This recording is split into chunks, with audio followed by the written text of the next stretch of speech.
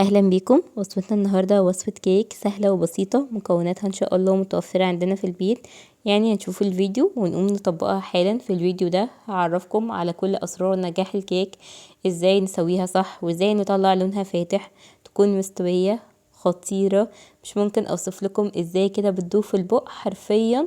مش ممكن تجربوا وصفة كيك بالجمال ده. لو انتوا اول مرة تشوفوني فانا نهى، ما تنسوش تشتركوا في القناة ولايك وشير لو عجبكم الفيديو، وتفعلوا زر الاشعارات على الكل عشان يوصل لكم اشعار بكل وصفاتي الجديدة. يلا نسمي بسم الله ونبدأ في تحضير الكيك. اول حاجة معايا 3 حبات من البيض يكونوا بدرجة حرارة المطبخ، نكون مطلعينهم من التلاجة قبل بساعتين. ومعايا معلقة صغيرة من الفانيليا السائلة او الفانيليا الباودر على حسب المتوفر عندنا.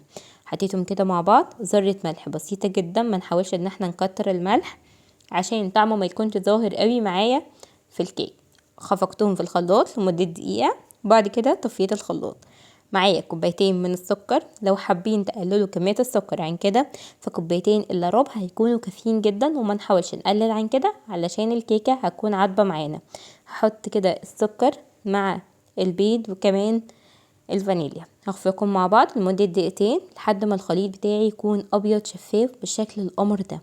طبعا الخلاط بتاعي عطر فاستعملت المضرب الكهربائي، مفيش اي مشكلة، اي حاجة تنفع، حتى المضرب اليدوي ينفع مفيش مشكلة.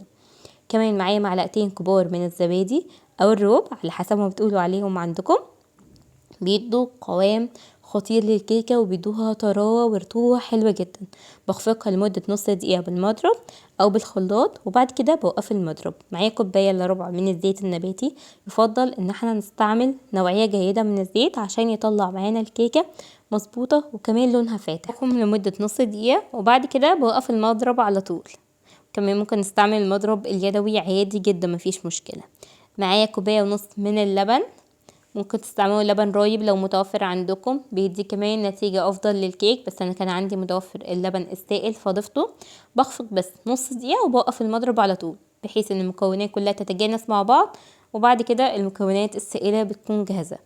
في منخل عندنا بضيف 3 كوبايات من الدقيق، طبعا يكون نوع فاخر وكمان لون الدقيق يكون فاتح، بيديكوا نتيجة رهيبة للكيك. ببدأ ان انا انخلهم كويس جدا، يفضل ان انا انخل الدقيق مرة واتنين وتلاتة، بيدي نتيجة ناجحة جدا للكيكة.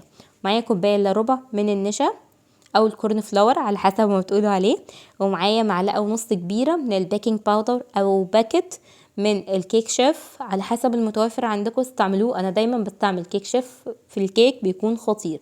بنخلطهم كويس جدا، خلاص كده المواد الجافة بتكون جاهزة معايا. ببدأ ان انا اضيفها على المواد السائلة، ما بضيفهاش طبعا مرة واحدة، بضيف نص الدقيق وببدأ ان انا اضرب بالمضرب في اتجاه واحد مش في اتجاهين، لان لو عملنا في اتجاهين الكيكة بتهبط معايا. ضفت بقية كمية الدقيق وببدأ ان انا اضرب كده كل المكونات في اتجاه واحد لحد ما يكون القوام كريمي كده، وكل التكتلات اللي في الكيكة دي تروح تماما. مع التقليب على طول بتروح. اهم حاجة ما نزودش في الضرب فيها، لان كل ما بنحرك المضرب كتير فيها بتبدأ الهشاشة بتاعتها تقل. يدوبك اول ما المكونات كلها تدوب بنوقف ضرب. بالنسبة بقى للخطوة الجبارة اللي بتنجح معاكم الكيك، اخر حاجة بضيف معلقة كبيرة من الخل الابيض، عليها ربع معلقة صغيرة جدا من البيكربونات الصوديوم، بقلبها مع بعض في المكونات بتديني قوام فاتح جدا للكيك. وقلبتهم مع بعض كده خلاص المضرب معدناش محتاجينه. بجيب سباتيولا، ببدأ ان انا اتأكد ان في القاع مفيش اي نقطة دقيق، بقلبه كويس جدا. وبكده شايفين قوام الكيكة، لا هو تقيل قوي ولا خفيف قوي، القوام مظبوط جدا. معايا صينية مقاس 24 او مقاس 26 مش هتفرق خالص. لو عندكم صينية مفتوحة من النص او صينية مش مفتوحة من النص عادي جدا، دايما بعملها في الصينية العادية بتطلع رهيبة. بدهنها بقى باي مادة دهنية سواء زبدة سمنة زيت على حسب المتوافر عندنا. بنبدأ ندهن الصينية، لازم ندهنها كويس جدا علشان الكيكة لما نيجي نخرجها من الصينية تخرج معانا بكل سهولة. بضيف عليها معلقتين كبار من الدقيق، وببدأ كده اني اهز الدقيق في الصينية واوزعه كويس جدا، وبكده الصينية بتاعتي اتبطنت. الدقيق بقى زيادة ده برجعه تاني العلبة بتاعة الدقيق، وبخبط الصينية خبطتين كويسين جدا على ظهرها لحد ما عادش يكون فيها اي دقيق زيادة. وبعد كده بجيب خليط الكيك، ببدأ ان انا اضيف نصه، لان انا هعمل الكيكة النهاردة كيكة شوكولاتة وكيكة فانيليا في نفس القالب. خلاص حطيت تقريبا 3/4 كمية الكيكة بالفانيليا. دلوقتي معايا ربع كمية الخليط بتاع الكيك، ضفت عليه معلقتين كبار من الكاكاو الخام غير المحلى بالسكر. على معلقتين الكبار دول بضيف عليهم 3 معالق كبار من اللبن، لان لما بنحط الكاكاو بيتقل خليط الكيك، فبيكون محتاجة مواد سائلة علشان تدوب معايا كويس. خلطتهم كويس جدا في اتجاه واحد، وعلى طول اخدت المكونات دي ضفتها على الخليط الكيكة الابيض ووزعتها كده بشكل متساوي. نضيف كل خليط الكيك الشوكولاتة ونوزعه كده على القالب لحد ما يكون الطبق نضيف جدا مفيهوش اي حاجة من خليط الكيك. خلاص وزعته كده، بجيب خلة او عود شيش طاووق وبنبدأ نعمل خطوط عشوائية في الكيك، حتى ممكن نستعمل سكينة بتدي شكل حلو جدا في الكيك. في الوقت ده بروح اشغل الفرن عشان يسخن شوية قبل ما ادخل الكيكة، بيسخن حوالي 5 دقايق مش اكتر من كده. بشغل الفرن على درجة حرارة 180 قبل ما الكيكة تدخل في 5 دقايق على الرف الاوسط، والفرن شغال من تحت بس ما بولعش الشواية ابدا.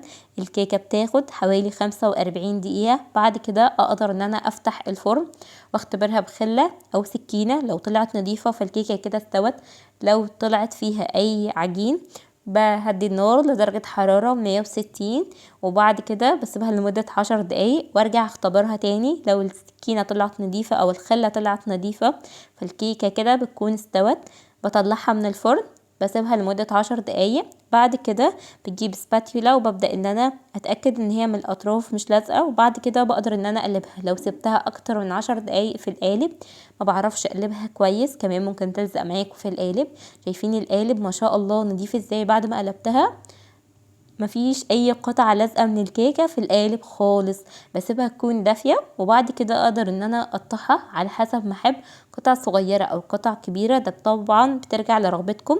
ما شاء الله شايفين الجزء الابيض، شايفينه لونه ابيض وناجح ازاي؟ ما شاء الله. كمان الكيكة ناجحة جدا وطعمها بيطير العقل، حتى الريحة في البيت اللهم بارك. طبعا لو انتوا عاوزين الكيكة بيضة وناجحة بالشكل ده لازم تستعملوا البيض يكون بدرجة حرارة المطبخ، كمان السكر بتاعكم يكون لونه فاتح، وكمان الزيت يكون لونه فاتح ونوعيته كويسة، هيطلع معاكم كيكة ناجحة جدا.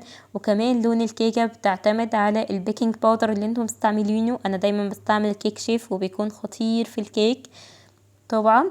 والكيكة بإذن الله تطلع معاكم ناجحة. الفرن ما نشغلوش قبل ما الكيكة تدخل اكتر من 5 دقايق علشان الكيكة ما تتسلقش معاكم، وان شاء الله تطلعوا كيك ناجح. مع السلامة، اشوفكم قريب.